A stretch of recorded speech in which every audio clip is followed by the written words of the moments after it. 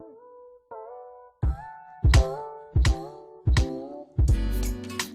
bird sang this song to me. There was a message in its melody. Sweetest lyrics that I ever heard. There's a message in the songs of birds. He said, tomorrow is another day, but living is the only way that tomorrow's gonna ever come. Listen to the words of the song. Everything gonna be alright. Everything is gonna be.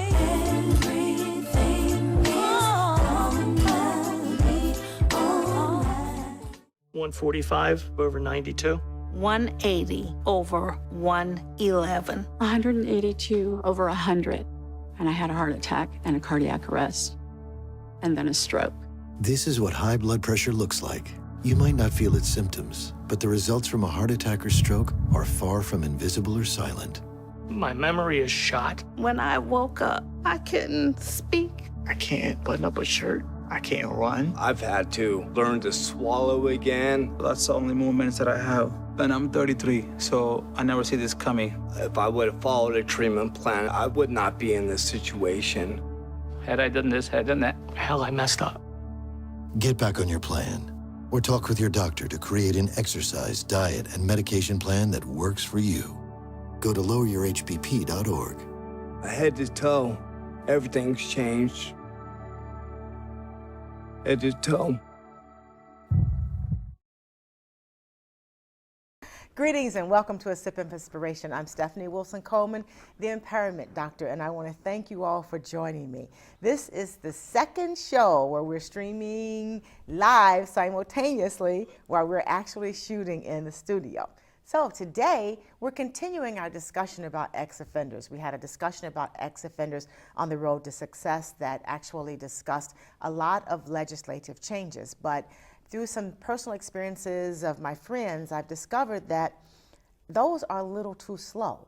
And in the meantime, people are expected, without help, to change their own lives. So I have a person joining me this morning to discuss that very thing, for she was successful in changing her life. And you know, I believe that if someone shares their story, you take what's important to you, you use that to change your life. And you will begin to find that all of us have some struggle, whether it's a struggle of an illness or being an ex-offender or just being non-white.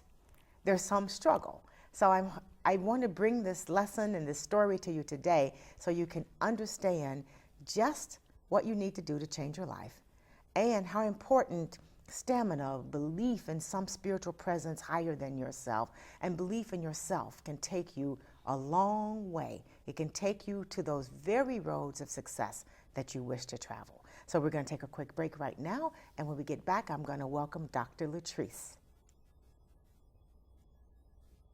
I grew up in the housing projects of Cleveland.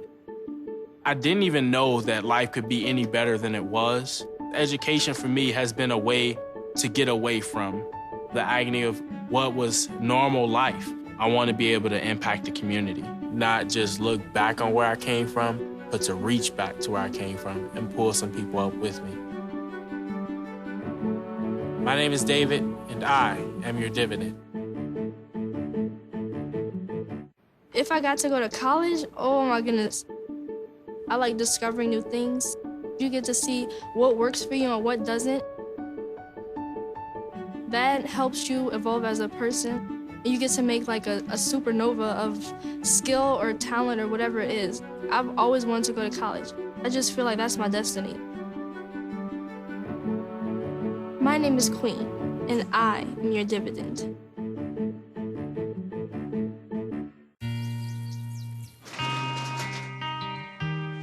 I've got a job to do today. I've got a job to do today.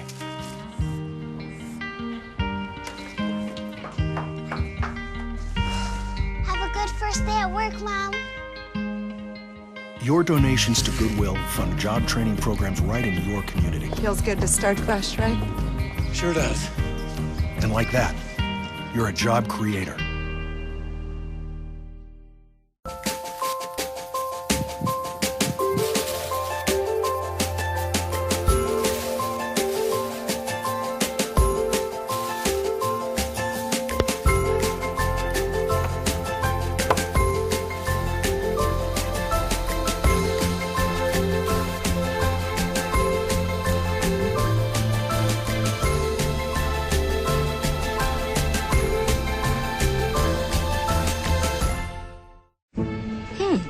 maybe you can make retirement happen. After all, you made home ownership happen.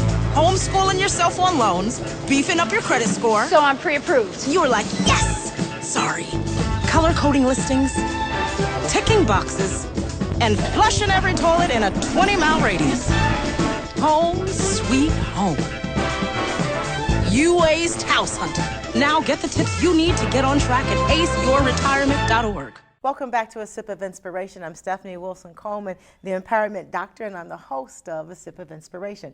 Today's segment, Ex-Offenders on the Road to Success. Dr. Lashawn Littrice has agreed to share with me and my audience her story, her experiences, and some very key lessons that she's learned. So I'm going to let her introduce herself to you, as I have one impressive vita here. And reading this vita, you would never, ever, ever, ever believe that there's a story as an ex-offender back there. So while she gets us started on her background, we'll keep checking Facebook. It is going live, so go to my page, Stephanie Wilson-Coleman, and you'll see me there, and you should be able to see the live videos. Welcome, and thank you for agreeing to be here. I am so excited to have you. So before we went real live, we were talking about your background and your actual offense, and then all the difficulty you had. And we're talking about a crime that's considered a white-collar crime. Yes, yes. And thank you so much for having me. I am extremely honored to be a part of your show. And we've got a common friend, too, of yes, Nina. Yes, absolutely. Oh, my God. That's right. And I'm going to talk a little bit about my role with her as well, because it's important to see how people embrace people who have been impacted by this mass incarceration. I am definitely a person who speaks. I'm an advocate. I also have centered my research around mass incarceration because of how it's impacted my family. But just a little bit about my background. I was a business owner. I'm a mother. I am now a grandmother. I have a lot going on in the community. I am someone who advocates on behalf of people in the community, and I'm a community psychologist as well as an accountant. I do a number of things, but my life was changed years ago when I was made aware of an issue that was brought against me. All of our stories are different, and people need to understand it doesn't matter how you got to incarceration, but there are certain components that define what you do afterwards. So because my situation was considered a white-collar crime, I remember being a part of the judicial process for maybe 7 to 10 years. Wow. And in that time, I was running my business the entire time because I really wasn't aware of what was actually taking place. I didn't understand the components, but I became educated on what I was actually dealing with so that I would know how to address it with my family, the community, my church family, and those around me who support me. So for me, it was about being educated, but it opened my eyes to see that there were so many people that were impacted by this judicial system or the criminal justice system. And so for me, not ever having to deal with that, it was an eye-opener, because we always see it spoken from the male standpoint. I always, even one of our organizations that my husband and I started, we work with people who came out of prison to get them cycled back into society.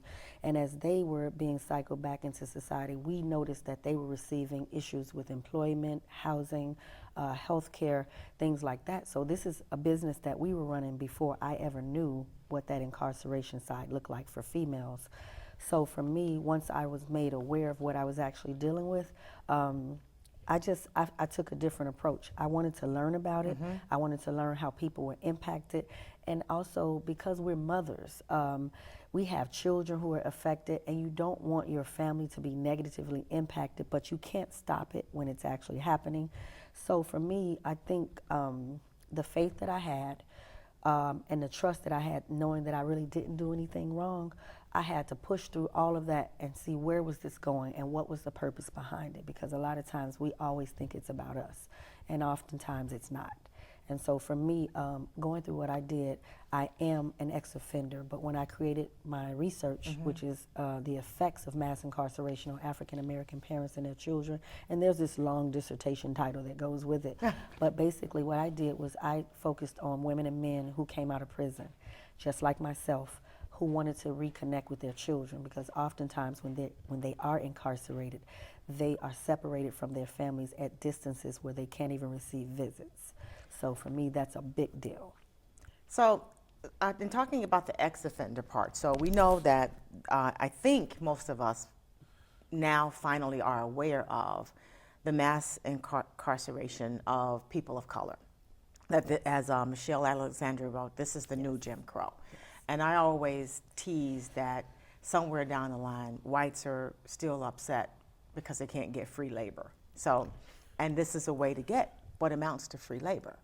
So when you come out is the part that nobody ever thinks about. Right. Nobody ever thinks about, because no one is incarcerated forever. The majority of the people will come home.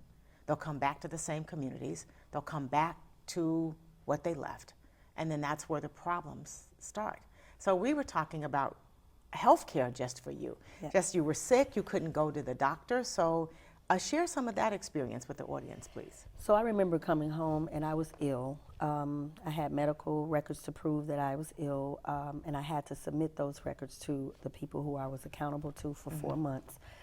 I remember being denied the ability to go to a free hospital because I didn't have any medical coverage. So I was denied the entire time. After the time expired that I was reporting to those individuals, then I went on my own to try to seek medical coverage. And I received quite a big amount of resistance from the individual who was taking my paperwork. And once I told them I was just released from prison, then there was a negative stigma attached to me right away. And I was talked down to, very condescending. I was also asked, why did I do what I did and what else did I do? I wasn't compelled to answer any of those questions, but I did say that I was there for a service and I would like to receive the service that I was there for. And I tried to keep it very professional, because when I did report the gentleman, I didn't want it to be that I became confrontational with him. And never mind, you didn't do you didn't do the crime, right? Which 98% of all the people in prison took a plea bargain. Right. So they never had their day in court. Absolutely. They never had any opportunity to prove that they were innocent on any level. So they come out and everyone just assumes that you did it because you did the time. Yes. Not because you were poor and couldn't afford the legal fees that generally are anywhere from $30,000 to $60,000, and they want it up front. Yes, yes, absolutely. And that's a good thing to point out too. Oftentimes, because we don't have adequate representation and we don't know our rights, they boast on this conviction rate of 98%, but that's because once they tell people that they will serve X amount of time if they don't take a plea deal, people often opt for the plea deal. Instead, I went to trial because I was really sure that the system would actually reveal the truth. Oh, you thought it would work? Okay, yes, okay. I was optimistic. You're optimistic. So because I had never been through anything like so that she believes that blindfold on my yes, on Liberty. And absolutely. I can't even get it out. But you believe it. Yes. Okay. And so I was one of those people that I thought the system would actually work because I'd never had an interaction like that. So I decided that I wanted to go to trial because I didn't want to be part of that number. And I always thought about what would happen on the back end, whether I won or lost. If I ever wanted to profess my innocence, nobody would ever believe me if I took a plea deal. And I was reminded of that time and time again. So I did fight. It was a 7 to 10 year battle. Wow. It was very costly. It drained us of all of our finances. But it was worth it because I felt like I needed to do this for my children, and I didn't need to look like a person who had become fearful of the system. But in order to learn about the system, you have to almost go through it. And so even though I fought, I still saw corruption. I saw all of these improprieties that existed. But what it did for me was it put a fire in my belly that when this is all over, I got to help somebody. How can I use this to help somebody? Because I can't be the only person that this happened to. So I kept my eyes open, and I just tried to look at it with, an optimistic lens. Okay, so when we look at your wonderful vita, Dr. Littrice has a Bachelor's of Science degree in accounting, okay, Master's of Arts in Public Policy and Administration, and a Doctorate of Community Psychologist. So I say you did very well with the time that you've had since you've been back out. So what has your educational experience been like? It's been wonderful.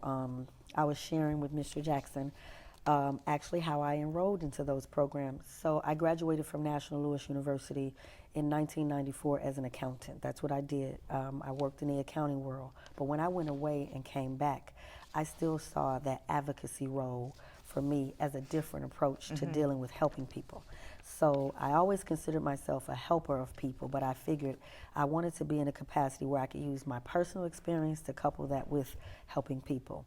So I had 2 sons that had graduated from high school. So when I was released on August 20th, 2013, those 2 sons said they wanted me to take them to some schools to enroll.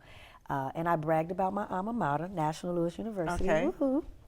And so I took my sons there, and while they were sitting with his admissions counselors, a young lady walked up to me and asked me, had I ever thought about pursuing my master's? And I said, yeah, and I didn't want to tell her, I've only been home for a week. I've been home for a week, right? I was more so soaking in the fresh air, and it was really, really surreal because I always wanted to go back to school, but because I ran my own business, I never knew how that was going to work. So while I was talking to her, she was telling me about the public policy program, but she said the word advocacy, and it caught my attention. Once she said that, I just got kind of quiet, and I'm like, oh my God, this is an opportunity. So I didn't want to steal my son's shine. Right. So I let them continue to do what they're doing, and I went home. I prayed about it. I called her the next day. I said, what do I have to do to get in this program? And she started telling me. She told me it was kind of a lengthy process. Now, mind you, I had just returned home. So I still had to get my student loans in order and all of that from being away. But I just went on with faith, and I started calling them and telling them, hey, I'm trying to get back in school. I was asking for supervisors on the loan program. They were, oh, your loans are in default. I said, no, President Obama has a program out there for me. I'm a felon. I mean, that's how I worked it. And eventually somebody got on the phone and said, I'm going to help you. And so I got the loans in play, and then I called the lady back, and I took the test, and I was admitted in the program probably within 10 days. I started the program the next week. So it all happened very fast. My sons never started that school. So they were like, once again, Ma, you took over. But it was the best move that I have ever made in my life because I did not want to go into the program telling them that I had just returned home from prison. But an instance happened a week later after me enrolling, and I started class where we had a guest, and all the classes were combined, and our guest was a retired police superintendent. And he started telling his story about how he became a professor, but he began to bash ex-felons. And so imagine me I was in the classroom with all these cohorts, and I was listening to them, and I'd only been home for 3 weeks. And so I was sitting there going, I can't say anything because they're going to look at me crazy, And then all How long of a did sudden, that last? Maybe 2 minutes. Okay. I let him talk, but I did observe the reactions that he was getting, which is really what compelled me to speak. Okay. People were saying things like, once a felon, always a felon. They don't know what the big deal is. When people do a crime, they should go to jail. They should lock them up and throw away the key. These were people in the class. When I heard that, I just slipped my hand up like this, and I said, just returned home from prison. And everybody just kind of paused. And, of course, I got the look. You don't look like you just... Right. And so the gentleman who was speaking, he was speechless because he had said a lot of negative things. And I just explained to them, you all don't know the paths that people have had to travel to get to prison, but to come out. But I said, I've only been home for 3 weeks. And I said, my entire family is impacted. And to hear you all who say you're here to help people talk like you do, I have to say something. Right. And it stopped the class right midstream. And everybody lined up to talk to me, and I became the speaker. That's what happened. So as you were going through the process, what are some of the things that we can share with the audience if they're ever in the process? Because I remember an attorney saying that we can always guarantee that we won't commit a crime, but we cannot guarantee that we won't be accused of committing a crime. So what are some of the things people should do or not do if they're ever charged with a crime? So one thing that I did, and I learned this because I'm an avid watcher of court shows. Right. Anything that's involving people's rights and things like that, I pay attention to, and I've always been like that, and I give that credit to my grandmother, who took me around to a lot of different things when it was civil rights involved as a child. So when I first was told that I was being accused of something, I noticed they never told me what I was being accused of. I was just taken into this back room, and somebody had a big file, and they said, "We're going to question you, but you're not under arrest." So I invoked my Fifth Amendment right. I said, I do not want to speak unless I have an attorney present, because I really didn't know what they were going to say to me. But that helped me, because nobody could ever down the line say, oh, she said this, she said that. Right. Because anything I would have said, they could have twisted, and it would have turned into something else, during the duration of the case. And so number one, don't ever speak without an attorney present. Don't speak without an attorney present. And we're learning recently to ask if you are under arrest. Absolutely. And if they say no, you tell them you're going to leave. You can leave if you're not under arrest. Absolutely. Remember that. Ask that first. Am I under arrest? If they say no, you say, thank you for your time, I'm leaving, okay? That's right. And then if they say you are under arrest, you are requesting an attorney. Right, and if they say, write this down, if you're under arrest, you request an attorney, and that ends the conversation. Ends the conversation. Now they can't say anything, they can't ask you any questions, and now you kind of reserve your freedom to keep everything, because you don't really know what they're going to ask you and how they're going to twist it. And it is a game that's being played, and oftentimes people aren't aware of it. And we're finding out that they can lie to you to get you to talk. Absolutely. Right. That's a tactic. I kind of prepped myself when I knew that something was going to happen. I prepped my family, I prepped my children to say that if anybody pulls you over and they say, we have this information against your mother and we need your help, because those are the type of things that they use to brainwash people, and they try to turn us on one another. Mm-hmm. Unfortunately, it's been a tactic that's been used for decades in our community, in our homes. And what they'll do is get you to say something bad about the person and use it against the person that they're trying to come against. Oh, wow. Okay. Yep. And for me... See, I'm just old school. I'm sorry, but I'm not doing your job for you. Exactly. I got my own job to do. Go do your job. Find out what you need. That's right. And I honestly would feel as if I was cornered in that respect, and I wasn't. If I was cornered in that respect, I would feel like I was being used as a pawn. Right. So it would make me I would probably just get quiet anyway, just because of that. And then now knowing what I know, oh my goodness, some of the stories, I talked to ladies in there who never did a crime. They knew a person, they didn't know anything about the person because they couldn't tell anything about the person. They received all the crimes that the person was being accused of. I mean, so much unjust cases. These things that were happening to ladies now are what is contributing to the rise of the new Jim Crow. And she kind of left off in her book talking about the increase of population of African American women. Mm-hmm. And it is true. It is very much true. Many of the women are just guilty by association. Not that they've done any crimes or anything like that, but if you don't provide, and that's another thing, if you don't tell people what they want to know, now they will say, oh, we'll just make it your crime. And they've been allowed to get away with that, and that's a very sad disposition that they're able to use. So the health care thing, because, I think everyone deserves health care, right? Absolutely. Especially if it's a germophobic society. We're always washing our hands because we don't want to catch anything, and then we find out there's people among us who are just denied health care. Yeah. So how did you handle that, and what should people in similar situations do? So this was the first time I needed public assistance. Okay. I thought I was just going to walk in. I thought it was going to be a lengthy process where I had to wait a long time, but I didn't expect to be ostracized because of my background. However, once I waited the 8 weeks that the gentleman told me to wait, I went back because I needed to go to the doctor and I couldn't go without medical coverage. At that time, I learned that none of my paperwork had been processed. So once again, I went through a procedure where I sat with another individual. I explained to her that I left all of my personal information of myself and my children. The guy was processing something in front of me, and she could not see anything, so she did it again. That took another day or so. This is 2 months later. 2 months after that, I was told to wait to receive something in the mail. I never got anything in the mail. So the third time I went in the office, I asked for the supervisor, who I was told was not there. And I asked if I could wait for her. And I probably waited 6 hours for her to come in. But when I went in there with her, I was very, very upset. And I told her that you have some employees here that are doing a disservice to the community. And I said, I'm a person who has come and gone through this system 2 times. This is my 3rd time. I've not received not 1 stitch of paperwork, nothing denying me.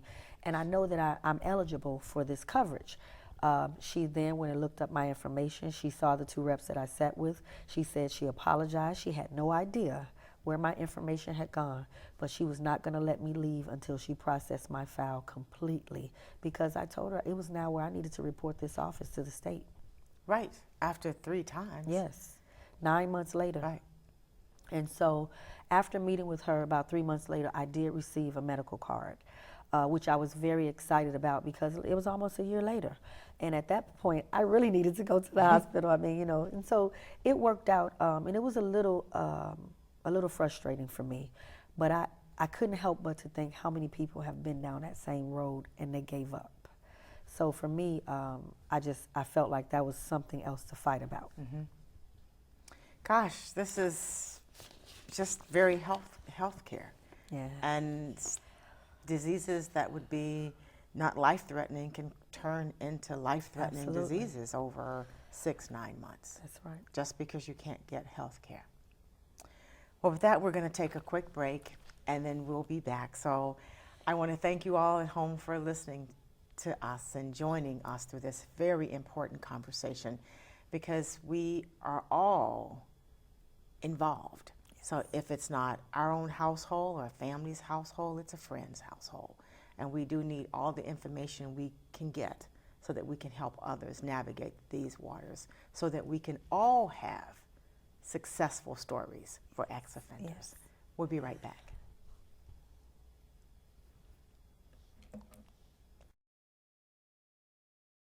I never wanted to be associated with heart disease. I never wanted to be the poster child for heart disease. I never wanted people to know that there was something wrong with me. Going through recovery from open heart surgery or being affected by heart disease can be incredibly isolating. It's not easy on your body, on a woman's body. I felt really alone because no one my age really had this problem, never had this issue. And just knowing that there's a circle of women who know exactly the struggles I face every day and are there for me is so empowering. I realized that I wasn't alone, and no matter your age or race, I made friends and found sisterhood and really found a second family that made me feel that I wasn't alone anymore. There's so many ways that you can get involved. You can join the movement, you can volunteer, you can be an advocate, and you can donate. All you have to do is go to goredforwomen.org.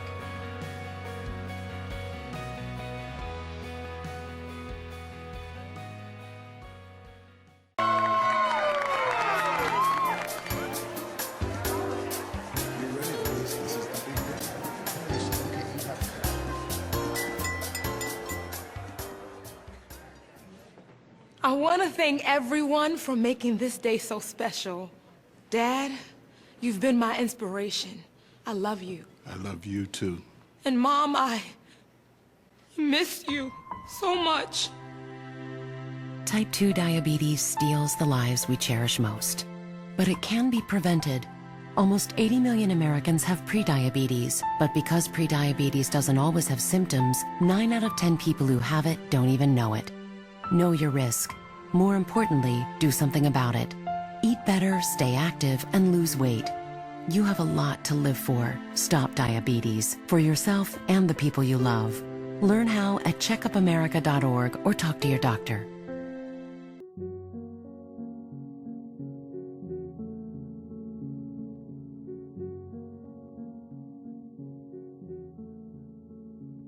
On December the 19th, I went to a meeting that Friday night, and in the meeting I began to have chills and fever, and that went for about a few minutes or about an hour. And after that, it was right after that, I began to have deep breathing problems. Every time I would breathe deep, my chest would hurt. So I left the meeting, and when I got outside, I just asked God to get me back to Stanford safe. I left and I drove to Stanford emergency room.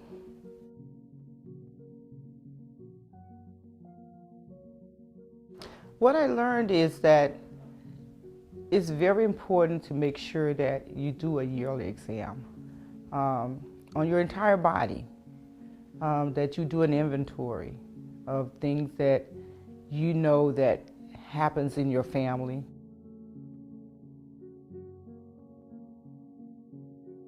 That's why it's very important to have a physical each year, to make sure you're on top of those things.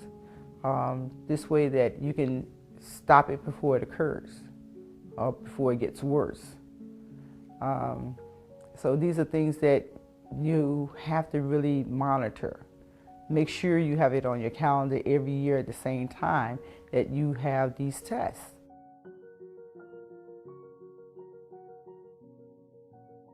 I'm happy, I'm very busy in my life, and I try to tell people stay active. I encourage all women to go red.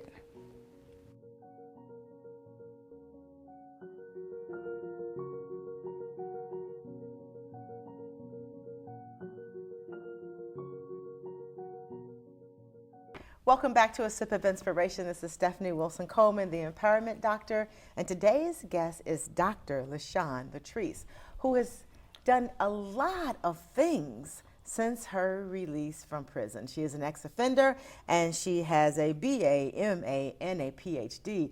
And the one thing that's incredibly impressive is that BA in accounting, because, you know, people are scared of numbers. That's true. I love numbers, but people don't like numbers. Yes. So we talked about, I want to go back a little bit when you first went back to school after 3 weeks being home from prison, and this guy, this police guy was talking about how terrible offenders were, and everybody in the class was doing what we call group think. They just go along with the guy. Yeah. Once an offender, always an offender. Yeah. And then you started talking. What questions did they have? And how many hearts and minds do you think you changed at that point? So it was about 200 people in the classroom. Okay. The first question was, what happened that you went to prison? Because you don't look like anyone that has been to prison. So I'm used to that question. They have a look? I kept asking them, what do we look like? It's kind of like serial killers have a look, I guess, and what the bad guy that your kids are supposed to stare with, they have a look. Okay. I kept asking that question. I said, what am I supposed to look like? And so that was the main question. And then the next question was, am I okay? It turned almost into pity type, where people were like, how did you survive? Especially when I said I did almost 4 years. Everyone was like, in a real prison? And I'm like, it was an FCI, it was a prison, Federal Correctional Institution. And I was placed in an FCI as opposed to being in a camp as a form of retaliation, because we reported those who did the improprieties that caused me to go in. Okay. So in midstream, while I was taken into custody, they changed my paperwork to try to harm me. And so I was intentionally sent to a place where, you know, people went who had done time before. And so that was, for me though, once I was told that I was going there, I didn't even care. It was all still prison.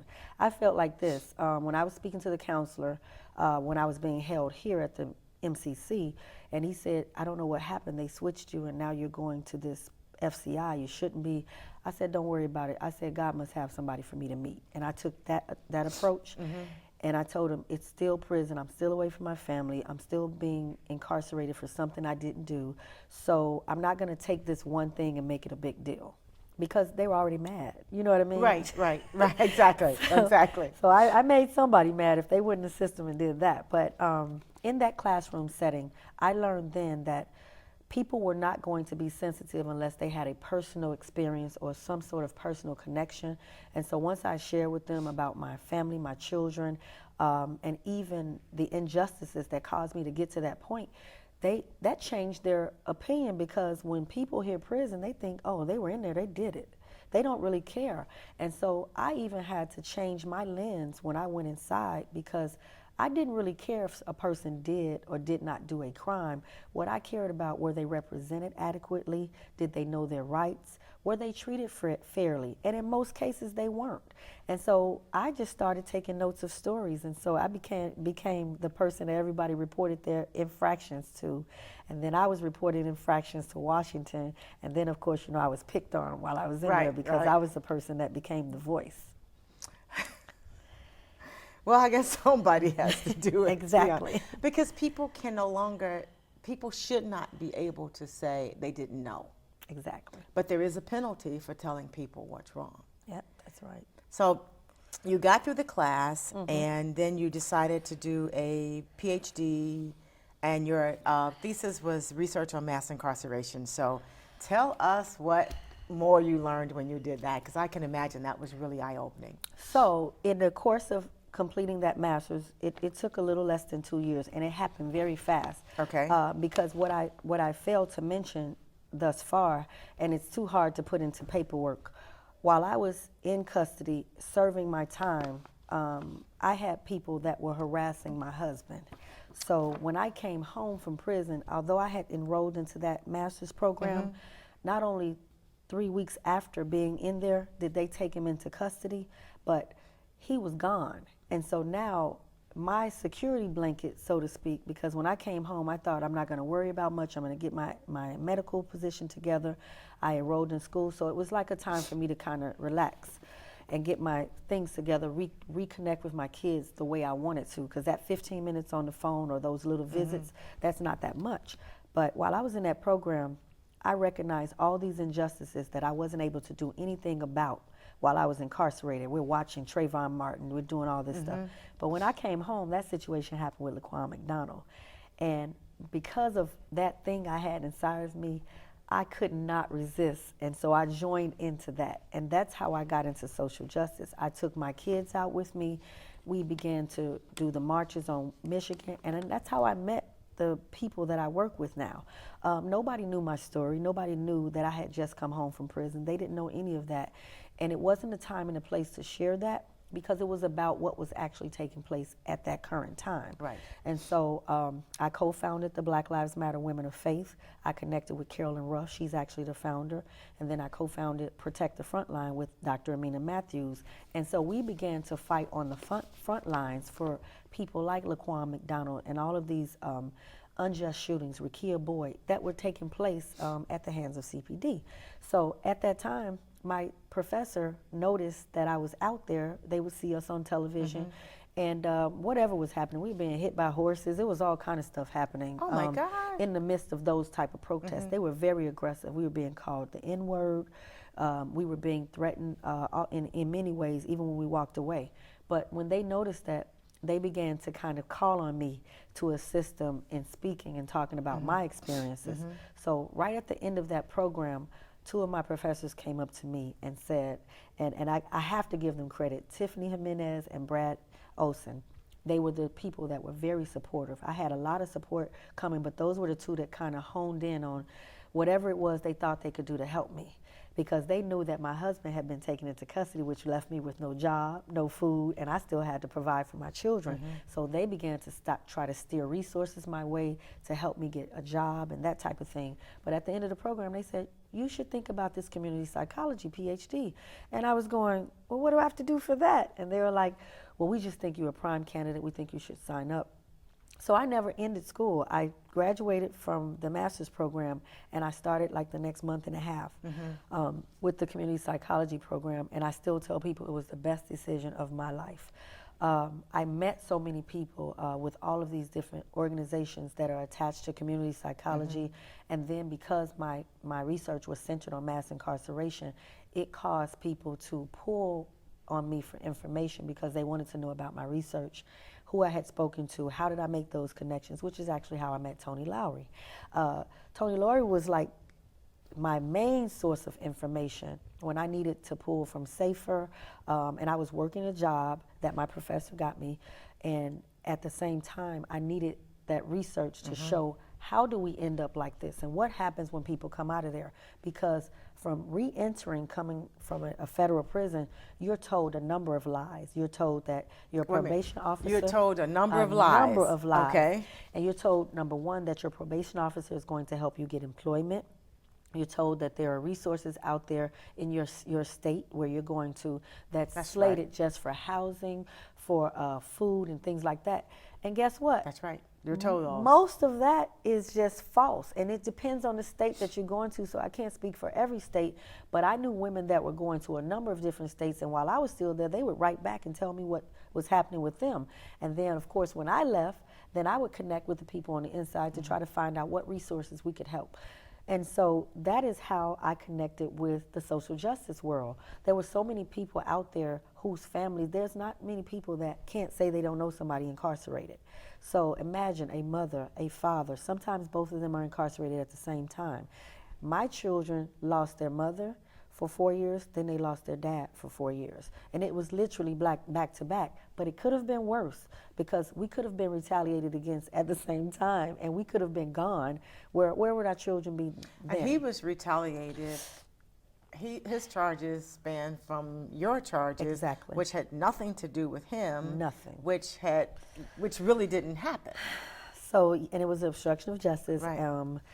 I felt so bad because imagine that one day that I went to court with him, I never knew that this existed, number one. But then when I got into the court and I heard my name mentioned as if I was being put on trial again, I was looking around because I thought I was being punked. I was thinking, wait a minute, I've served time for something I didn't do. I just got back home. Why are they talking about me like I've done something wrong? You know what I mean? Like I'm being accused. But what they were saying was, he has this charge because of you. And so we're going to now come to him because now he's gotten people investigated because he knew who to send stuff to in Washington to get those people the light so he shine was on. investigated because you all were blowing the whistle Absolutely. on people. Yep. And so that's definitely a crime. And they made the rules up as they went along because we didn't know that there was a such thing as an obstruction of justice charge on a closed case, but it was.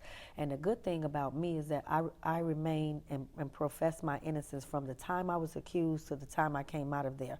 So nobody could come back and try to take my story and twist it and say, oh no, but right here you played this way and you said this. But my thing was, we watched firsthand. I had my pastor, I had my pastor's wife, I had several other pastors who I've worked with in the community doing accounting services for and things.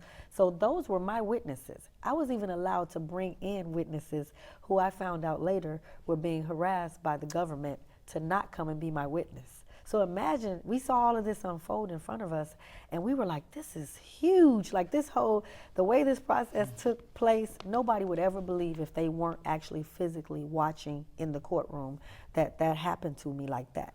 But because it did, it let me know this is something that we have to expose. So in joining the social justice movement and getting into these organizations, of course, we didn't want to happen what happened to Trayvon Martin or Laquan McDonald, Rakia Boyd, all those people. But guess what? What about all these people in this mass incarceration bubble who've been given huge sentences because of the color of their skin or their socioeconomic background? So see, these things were components, and I was standing in front of a judge who told me I was too intelligent and she was going to make me an example because my family referred to me as a genius.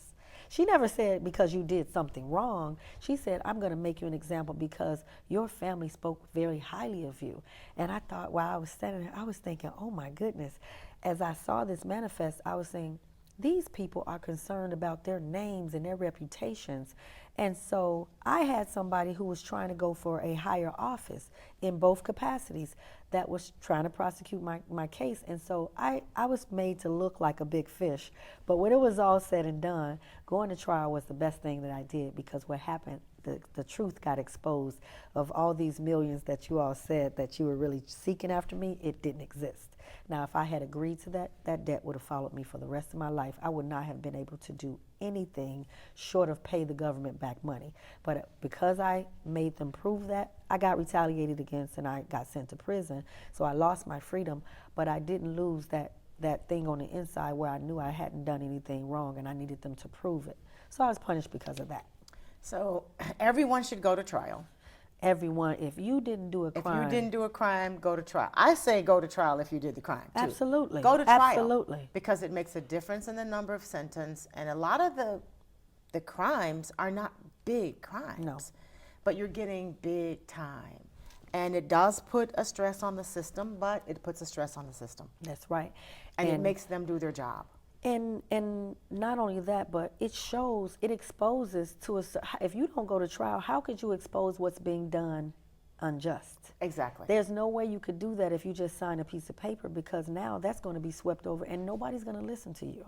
After you accept that plea deal, accept those individuals that were beat to confess, and they have record of that, because we work with those people too.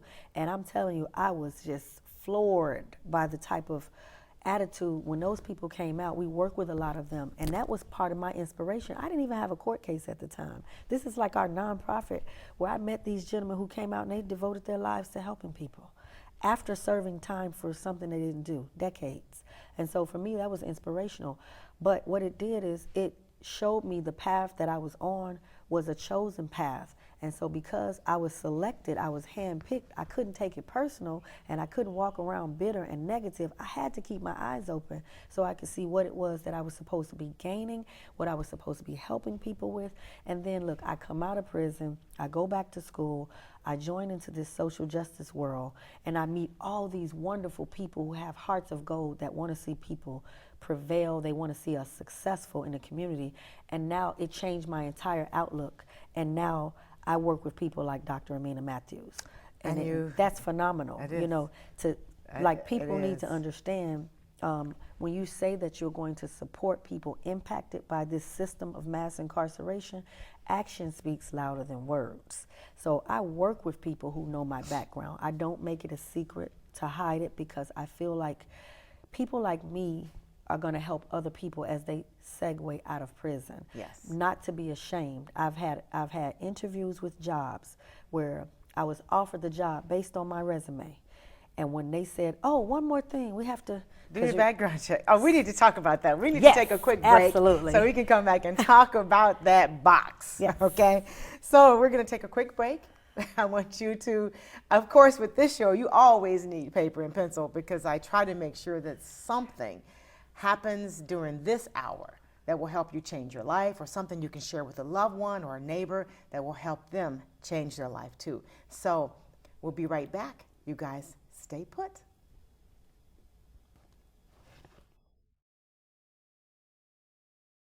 I've known Mikhail and Giroux about 6 months. She's spunky, she's always cracking jokes, she's lighthearted about things. There was an immediate connection. And really young at heart also. I try to keep up with what these young people is doing and knowing. It's nice that Meals on Wheels created an opportunity for both of us to connect with each other. We laugh and talk about so many things. They both came and told me she was pregnant. We were just excited to tell somebody the news we just found out ourselves. They hadn't even told their family. Oh my gosh, you guys did it! I felt good that I was the first person to know. We both want our kid to have some of her personality and her characteristics. I said, you guys have no idea how I really, truly feel about you. Oh, she's making me cry. Drop off a warm meal and get more than you expect. Volunteer at americaletsdolunch.org. America, let's do lunch.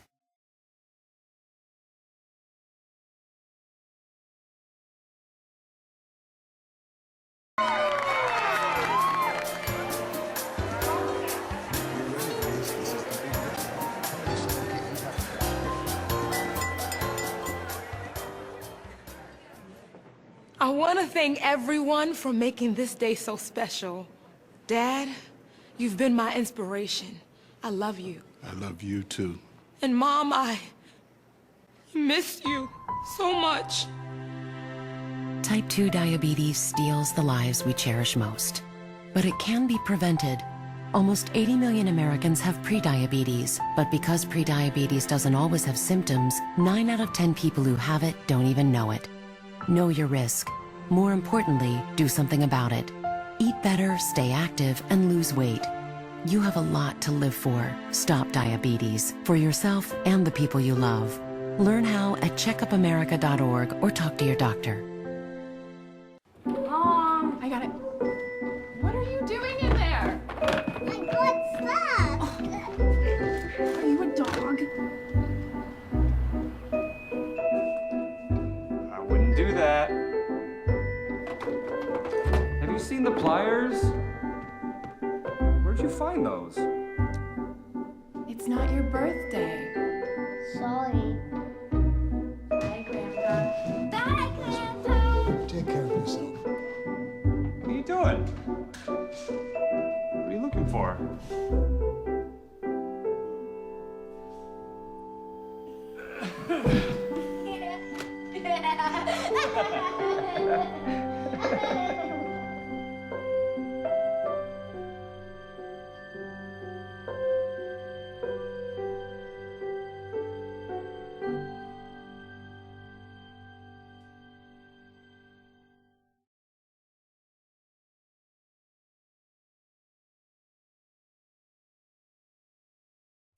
Hey, thanks for stopping by. You know, I followed your character since the first episode. I'm a big fan, big fan. Thank you. And listen, your storyline, it makes for incredible TV drama. Thing is, your drug use is very adult content. Too adult for the kids. So I'm gonna have to block you. Oh, man. Yeah. Well, have a good one. You're a nice lady.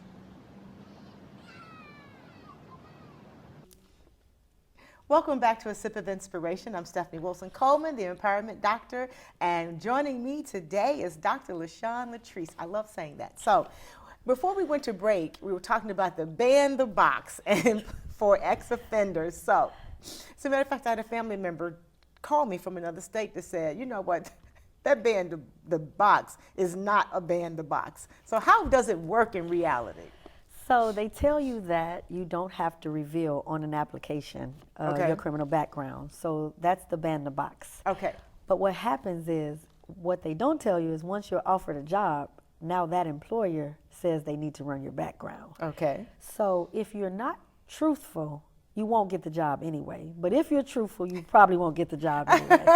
So it's kind of a double-edged sword. I've experienced it several times, especially when I was really trying, when I first came home to get a job. I was offered some nice jobs. Unfortunately, though, once I told them, wait a minute, I do have a background, then it changed the course of everything. It was like, oh, well, they rescinded the offer. And that happened to me time and time again. And I noticed even with agencies that represent you, they'll tell you, we're not going to be able to send your resume out to people knowing that you have this background. So what they don't tell people when they say the ban the box, thing is in effect, is once you're offered a job, they go right into the next phase of your background. And so if you're not in a position to tell the truth and tell somebody what you've gone through, and that not be used against you, it probably will result in you not getting the job. Gosh. And it connects to our rights. So when people leave prisons, no matter what states they're in, every state has different things going on. We happen to be a state where we're allowed to vote, but a lot of people don't even know that that right is restored. So, even as people who research and work in the field of mass incarceration, that's what we always hear.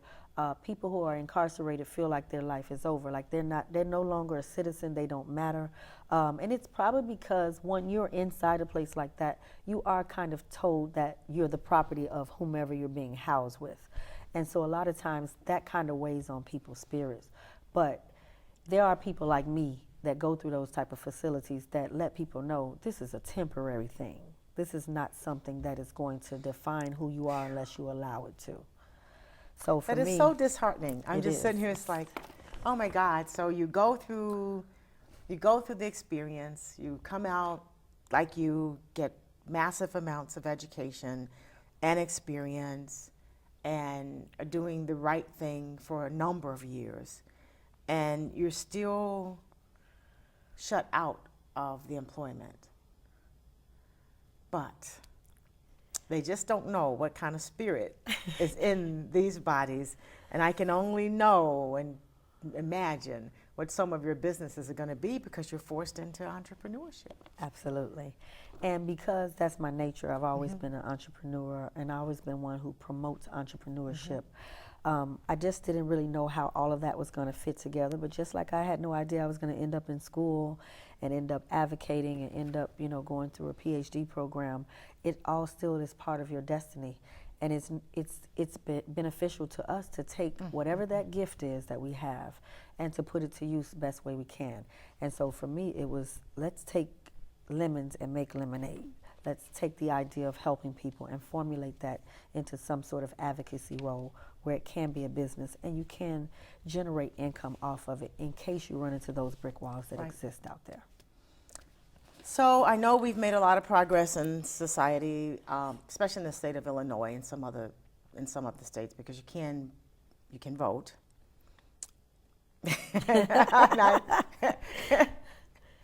There's the appearance you can vote. Let's put it like that, because we've read all of the voting shenanigans that happened with the ballot boxes everywhere, including in Chicago. So, so protect your right to vote. Make sure that you find out if you're ever detained, if you're under arrest. If not, leave. If you are under arrest, ask for an attorney, and don't say anything until you have an attorney. Say nothing. Don't even say your name. Absolutely. Because once you start to talk, they can get you to talk. And understand that they can lie to you to get you to answer questions. So with that, I want to thank you for coming on the show. Thank you. It's like, it's like, God. There is so much to tell and talk about and to expose when it comes to the criminal justice system. Yes. And this is just the beginning. So I plan to chip away at this in the shows until we can at least have the conversation so that everyday people can see that there is no particular face or look to ex-offenders, that everyone in there did not commit a crime. And even if there are those who committed the crime, it's not the crime that they are charged for. Right. Because they pile them on and pile them on and pile them on. And you do have rights as a human being. And that part we're going to do our best to restore. So I want to thank you all for joining us today. And I want to thank you, Facebook friends, for listening and hanging in there with me. This is only the second time we've done it, but I promised you I was going to do it. So hopefully it was a good experience for you. I'll let everyone know when the show is going to air. And if I didn't get to any questions with the Facebook crowd, we'll do our best to get to them later. So to the audience, I want you to be the miracle that you've been hoping for. I want you to do not go gently into that dark night. I want you to take a hill worth climbing and climb it and make today so good till yesterday gets jealous. This is Stephanie Wilson-Coleman, the Empowerment Doctor, and this is A Sip of Inspiration. And I want to thank you for joining me, and no, life is too short to drink cheap champagne.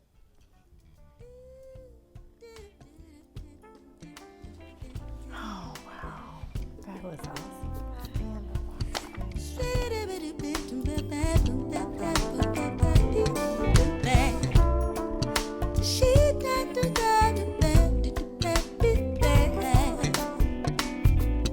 But life's too short to drink cheap champagne, so I decided to buy me